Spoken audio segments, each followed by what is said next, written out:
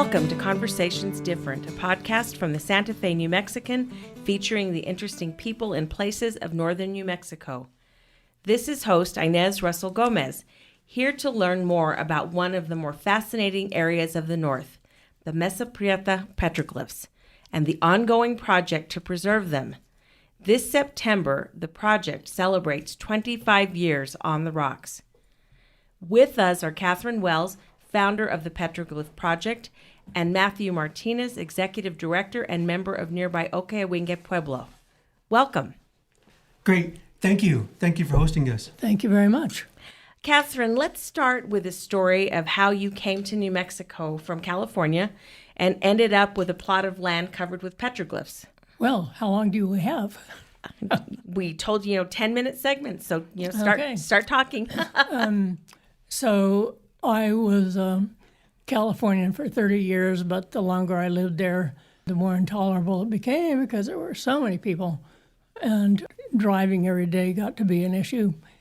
So anyway, my partner and I decided that we wanted to live somewhere else that would have a good art community because I'm an artist, and that would be a peaceful place to live. And so I had been to Santa Fe many times in my earlier life, and it's a big art market, so I thought, oh, well, that might work. So we came out here and looked at some other places, but decided on somewhere around Santa Fe. We decided we didn't want to be in town, but around. And so we were looking for a few acres with a house and didn't find it, but we talked to a realtor in Española who wanted to show us these two really big pieces of property. And we weren't really interested in that, but Lloyd wanted to go look at it, my partner, so we did. And the realtor drove us to the site, and she said, there are some petroglyphs. And I thought, oh yeah, a couple of scratches on a rock. But she drove up to the site, and I got out of her vehicle and looked up the hill behind me, and there was this huge boulder covered with petroglyphs. Wow. And I was already a petroglyph junkie, as they say. And so I ran up there, and I was through shopping for land. So it wasn't what you thought you wanted, but it was what you ended up needing and loving. And Matthew, you bring your cultural background, obviously, because the people who made those petroglyphs, a lot of them were your ancestors. But you also have an academic interest with your PhD from the University of Minnesota in American Indian Studies. So you have a lot of knowledge that you bring to the job. So tell us what this project is about. So I was born and raised in Ocahuingue, which is just down the road from the site that Catherine is talking about. And part of the history of the project and its mission is really focused on educating the public about the significance and the cultural importance of this landscape.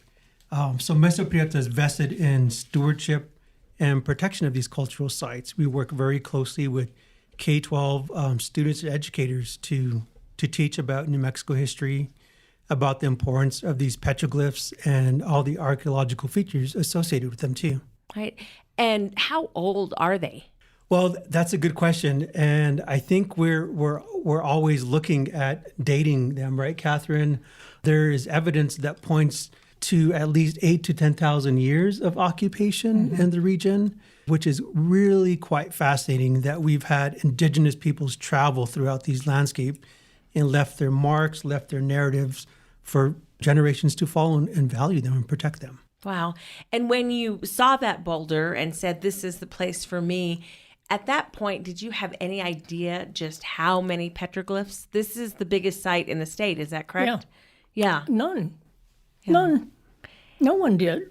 It was not a well-known site at all. There were a few archaeologists who knew about it. Nobody had done any work there, and no one had any idea.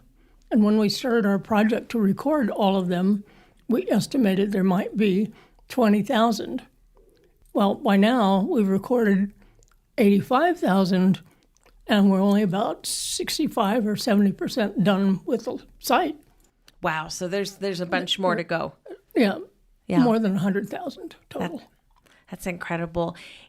I wonder if, Matthew, when you look at them, you have to be thinking about the people who put them there and why they put them there. Where, is any of it just graffiti kind of thing, or is it a story, or, a recollect? Maybe they're recording what they were doing. What do you think about those things? I think about that a lot, and it's great to have these conversations when we host students from the schools, but also our partnerships with Tewa language programs, because it also allows them space to reconnect and think about what our ancestors left us. And so we can recognize, particular shield images, antlers, deer tracks, turkey tracks, all these symbols that are significant for documenting the surrounding landscape. So people etched and pecked their stories on the rocks of what they saw around them. And so there's obviously, interpretations regarding migration patterns. We have noted some examples of equinox and solstice markers that are also significant when we think about indigenous land-based people who watch shadows, who watch sun movements, and documented accordingly on the site. Wow. I like to think about whether they're saying this is a great place to get a turkey, kind of just, that basic a thing. Because I know turkey feathers are important in some of the things that people do, and plus you like to eat them. So very practical. You're right.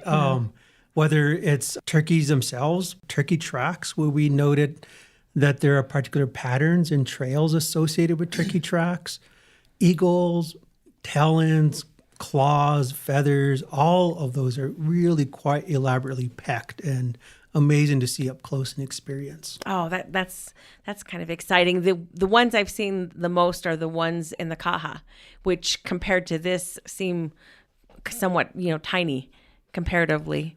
Everything seems tiny comparatively. Yeah. The other biggest sites in the state are like Three Rivers, which has about 33,000 images, I believe, and Petroglyph National Monument has 27,000. So we're the big gorilla on the block. Is most of this land owned by people, by the government? Who is, because I know you have a chunk of it, but there's other parts. It's mostly privately owned. The BLM owns about 35% on the north end of it, and the rest is privately owned. A lot of it's owned by a mining family that has been in the area for many decades. And then there are a lot of smaller plots. I gave my site, except for a few acres, to the Archaeological Conservancy, and it's their job to protect it. But there are a lot of small holdings, like 5 or 10 acres, that people have that have quite a few cliffs on. Okay. So at some point, will there be an effort to gather these into one large place, or is the preservation going to be enough so that at least we know what was there, even if the land becomes something else? Well, there are 11,000 images on the land that I bought. Okay. And so those hopefully will always have public access. And we hope to someday, there's a landowner that has 5,000 acres for sale that is very rich. And someday we hope that it will be open to the public and that people can visit. Okay. And on that note, we'll take a quick break and be back in a moment with more Conversations Different.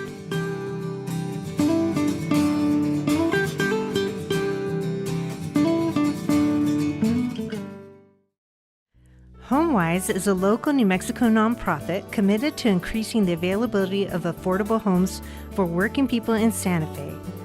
Our HomeWise Homes communities provide quality-built, energy-efficient homes with up to 40% of the houses reserved for modest-income buyers.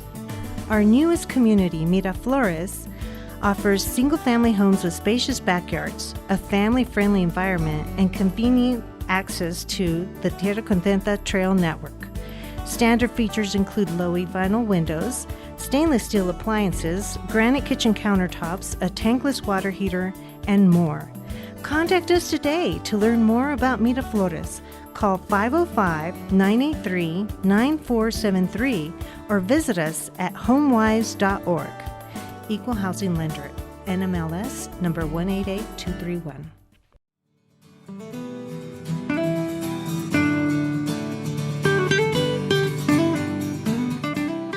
We are back with Catherine Wells and Matthew Martinez with the Mesa Prieta Petroglyph Project. You guys are celebrating 25 years of preservation, providing opportunities for young people, and otherwise educating the world about this site. Matthew, what will be happening for this anniversary? September 13th and 14th, we will be having a 2-day symposium at Northern New Mexico College. And it's really a full 2 days packed with some of our recorders, our summer youth alumni, local landowners, docents, volunteers, really anybody that has been connected with the project over the last 25 years is invited to share in these stories and celebrate the legacy of the last 25 years as a project. Wow. Catherine, how does this feel for you? You know, you bought the land, you recognized the potential, and then you got going to gather people to preserve these petroglyphs. Mind-boggling. I never imagined that when the project started that we would last 25 years. And it's just kind of overwhelming to come to this point and realize, good grief, we've been at this for 25 years. Right. And you still have a ton, thousands more to go. A ton of work to do, yeah. Yeah. When you're looking at the petroglyphs, Catherine, is there any one that you saw that particularly sticks with you, an image or a surprise like, oh my gosh, I didn't know they had Cybertrucks in the year 1000 or something? Yeah, there's one in particular that comes to mind. When I first was at the site, there was a petroglyph that I saw that looked familiar. And I couldn't figure out why it looked familiar because I'd never been to the site before. The site wasn't open to the public. How could I possibly have seen this? And so when I went back to California, I went through all my petroglyph books. I found this little tiny book that a couple had printed in the 70s that had 12 images from the site, including this one that I had seen. Okay, so you'd seen it. And I thought, what are the chances that I would have bought this book? I didn't even remember buying it. Right. And they probably only made a couple hundred copies. What are the chances that I would have that? Yeah. That's one of those nice circle of life kinds of things. And Matthew, so you grew up at Okewinge. Is that a place that you were aware of growing up, or when did you learn about it? I first learned about the project and the particular cultural site that we're talking about through an elder and dear friend and mentor, Herman Agoyo, who took us kids one summer and showed us the trails and pointed out some particular petroglyphs significant to our cultural traditions at Okewinge. So Herman was really one of my main influences for recognizing that these stories and histories exist in our backyard. And Herman collaborated with Catherine to think about protection of these cultural sites. And the project really started off as a force to protect against mining and extraction in the region. And so Catherine is being very humble here when she talks about her role, but it's really her legacy to fuel community activism, community engagement around the protection of these cultural sites. So that was my introduction through Herman, and Herman worked with Catherine and local landowners to recognize the importance of these sites. He was such an important person for northern New Mexico. Yeah, it's because of him that we have the Popeye statue. Absolutely, there you go. Statuary Hall, so yeah. I always laugh when I know some of his relatives. His picture was on our refrigerator for years at the ocean because he had gone to a conference for the Western Environmental Law Center where my husband was working at the time, and they both went to the Pacific. So I have David and Herman, and it was, 15 years, I think, he was on my fridge. And I always think about him just pushing for Popeye when people pushed back and didn't want it, and, he succeeded and just left an incredible legacy in these petroglyphs, teaching you, that's how you pass the traditions down. One of the things that I was reading about this that surprised me, Matthew, is that some of these petroglyphs are not indigenous in origin, that they start when the Spanish came. Do you think people know that they left marks on the rocks as well?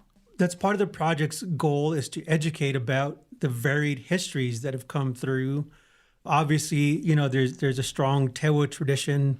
And before that, before Tewa people lived in particular villages, there were travelers that came through, particularly what are often referred to as paleo indigenous folks who left their marks.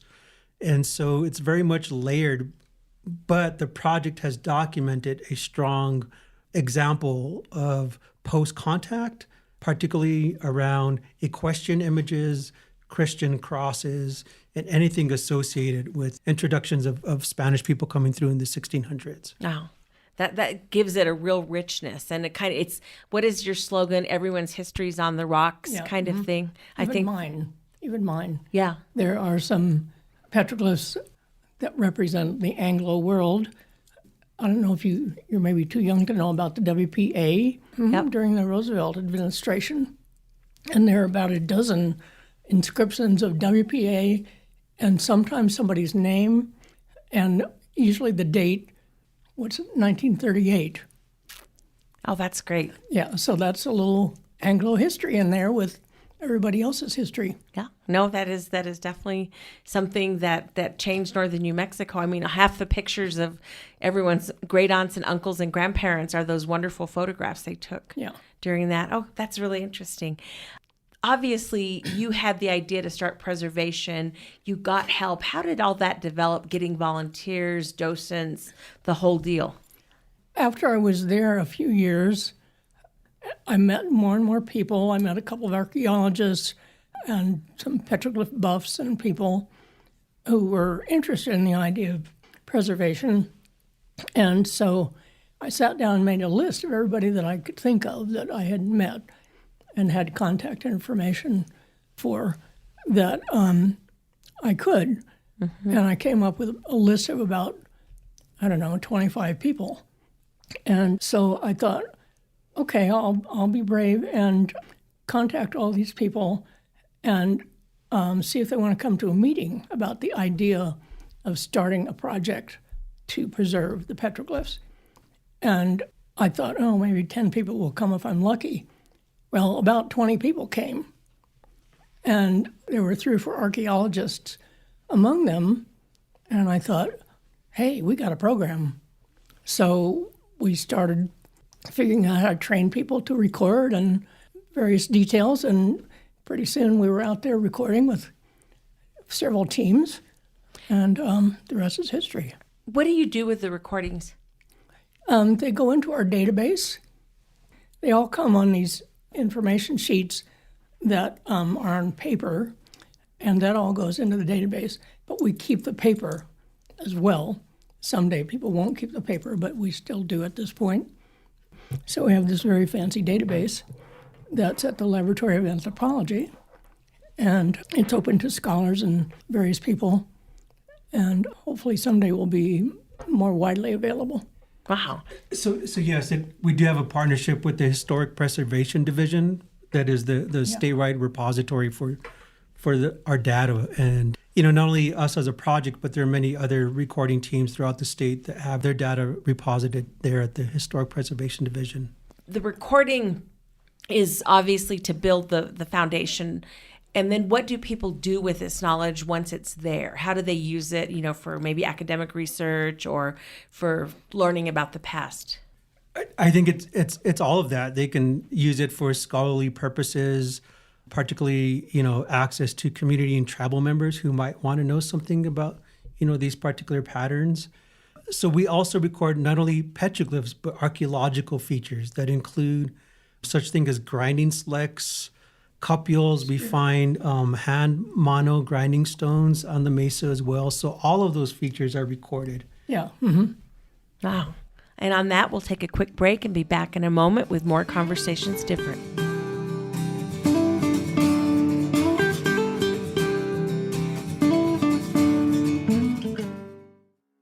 Thanks, Inez. This is Patrick Dorsey, publisher of the Santa Fe New Mexican. We hope you're enjoying this episode of Conversations Different with Inez Russell Gomez. Great local content is only possible with a talented staff dedicated to bringing you the best local content possible. For that staff to do its work, we need your support by subscribing to the Santa Fe New Mexican. If you're already a subscriber, thank you. And if not, there's never been a better time to subscribe. In addition to our home-delivered newspaper that comes with full digital access, we also provide digital-only subscriptions for SantaFeNewMexican.com. We'll also be releasing more online-only audio and video programming moving forward. The Santa Fe New Mexican has been here for nearly 175 years, and we want to continue being your source for local news and information. Visit us at SantaFeNewMexican.com/subscribe or call us at 505-986-3010. Thank you.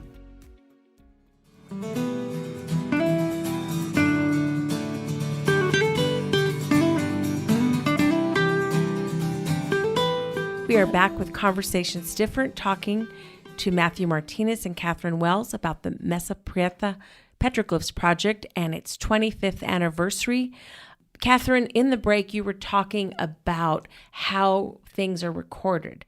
It's not just me taking a picture with my iPhone and shipping it back to the base. There's an actual procedure. Yeah, absolutely. There's a very precise procedure that's very scientific that is used by all of the recording projects in the state so that one day there'll be this massive database where everything is the same and it'll make sense from one project to the next. And for science, you're going to be able to compare apples to apples, and it'll be... What we're doing is one of the largest citizen science projects that ever happened in New Mexico, I think. Yeah, maybe even bigger. That's a huge thing. How can people see the petroglyphs, Matthew, if they want to? You can go to our website, Mesa Prieta Petroglyphs.org, and book a tour through our tours coordinator, Sandy Romero. And so that's one way to do it is book a tour. We do host schools and teachers to come in and visit the site as well. And that's really the aspect of the project is to think about everybody's history, as was mentioned, is on the rocks, but thinking about history as more than just pages in a textbook, but pages within a particular landscape. And so we love outdoor education. We like encouraging students to get out hiking in our own backyard and learn from them. Yeah. And that means that to do that, there are people who are helping you who are volunteers. So someone who became interested in the petroglyphs can also go volunteer. You have docents, so there's different roles that people can take, and I'm sure you accept donations if someone wants to give you a bunch of money. Yes, tours, of course, help support our project as we raise funds in several different ways. But so school kids, school groups are free, and Native Americans are free. Okay. So we encourage both of those groups to come as much as possible. What are some of the reactions? Let's say a Pueblo person who grew up in Chicago or something comes home and gets to go see things like this. What do they see and what do they say as they look at those sites? Oftentimes there's a sense of amazement to be up close to these petroglyphs, but also surrounded by rich agricultural features that, dictate rock gardens, check dams. So it's really being reconnected to a particular place. There's a sense of amazement, astonishment. Also, a reaction is that they never knew that this existed, even though it was in their family's backyard. And so we still hear that today from not only tribal members, local community members, but students who have gone on through part of the school district that they never knew this part of their own backyard and history. Wow. And it's so important because that's how you keep the traditions and the understanding of the place. Because, I mean, the important thing about people here is that whether you're Hispano or whether you're Pueblo, you're connected to the land in a way that is not common in the rest of the country, I think. Yeah, absolutely. And so it's a way to reconnect. And the higher up we go on the mesa, you can see some magnificent sight lines of what is reference to the Sangre de Cristo Mountains, other beautiful, majestic views that it's no surprise that people settled here and left their marks for us to value and protect. No, that's completely true. When I think about that part of the world, I think about the geography, because it's not just it's pretty. There's certain things about the mesa that have lent it to being a place where you record because of the basalt, I think. Yes, they make great canvases. Yeah. And other kinds of rock do not work nearly as well. So is that part of the education, learning the geography? Yeah, we have a curriculum that we use with teachers and students that has particular units based around geology, based around, New Mexico history, recording. Also, we have a plat component. So it really lends itself to all these ways of how we understand place. Right. So you have the cultural part, which is, the actual writing of the petroglyphs or the drawings, but then you have the agriculture with plants and, as you said, the geology, and then you can look overall at the geography of like where it is in relation to the different pueblos or to the villages. So it really is a impressive academic curriculum. And this curriculum is bilingual. It's online. It's free. And we train, we're not right now, but we're hope to get back to it pretty quickly. We train teachers how to use it and give them a whole gob of materials to use. And after the kids have done a certain number of activities, they get to come on a field study day, and they just are boggled by it. Yeah. I bet you have former interns that are now archaeologists or scientists or, botanists or whatever as a result.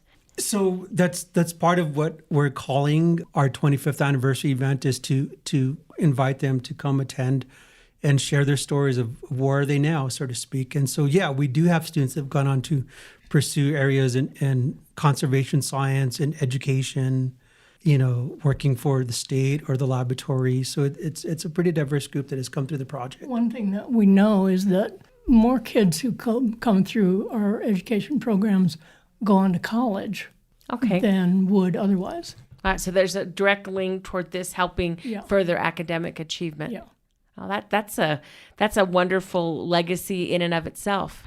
Yeah, and it's really hands-on, right? Students learn by doing and being out and feeling connected and feeling engaged, and that's something that's not always present in our public schools. No, that's true. Hands-on is definitely, especially for certain kinds of learners, it's the best. I mean, some of us like to sit in the book and be lectured to, but most people would rather learn by doing, I think. That's good.